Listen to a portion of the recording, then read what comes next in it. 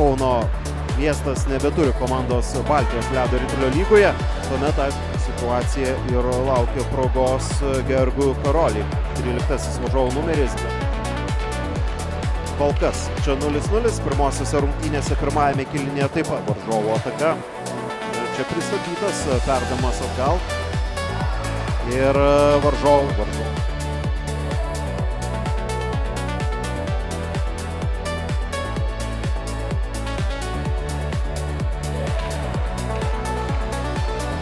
Dabar yra galimybė, kur ritulys tęsiasi Lietuvos rinktinės ataka. Jos to Aksejenko bandymas. Ataka tęsiasi. Dar kartelį tas pats Mantas. Ir dabar skelbė, jog tai yra jų U17 rinktinė. O čia štai taip, tam tikras nesusikalbėjimas.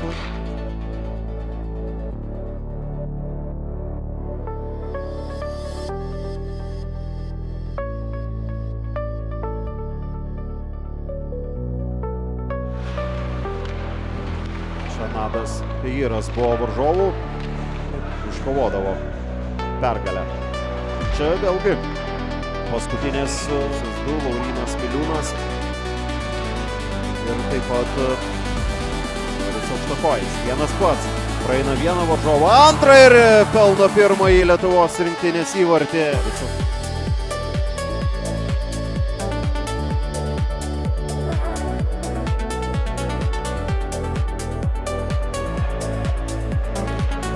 Jo metimas, grįžti atgal. Ten jau Davidas Gondošas ir vėl grįžti.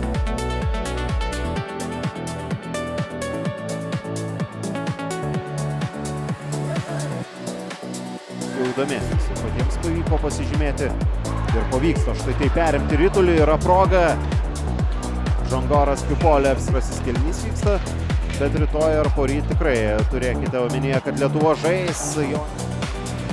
Vengrai pirmauja, bet aišku, dar ne iki galo atsakyti visi klausimai. Varžovai perėmė ritulį, pasileidžia į priekį. Praktiškai 2-2 situacija, dabar jau čia prisistato. Ovai turėjo progą, klysta vengrai.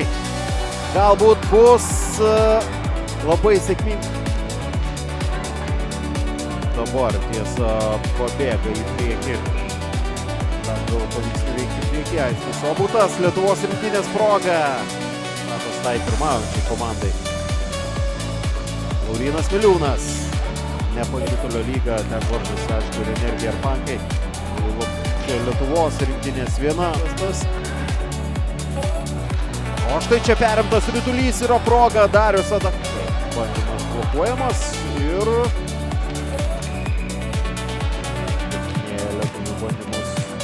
perėti į polimą. Štai čia šiek tiek klysta varžovai. Jam progų nelabai yra. Adakauskas. Popaitis galbūt dabar. Šiaip yra panašu, kad visai netrukus fiksuosime galutinį rezultatą. Čia dar Lietuvos rinkėjai.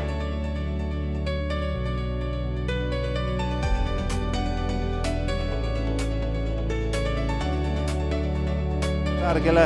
Vengrai turi pergalę ir Lietuva rytoj žais su Lenkais. Dvi komandos, kurios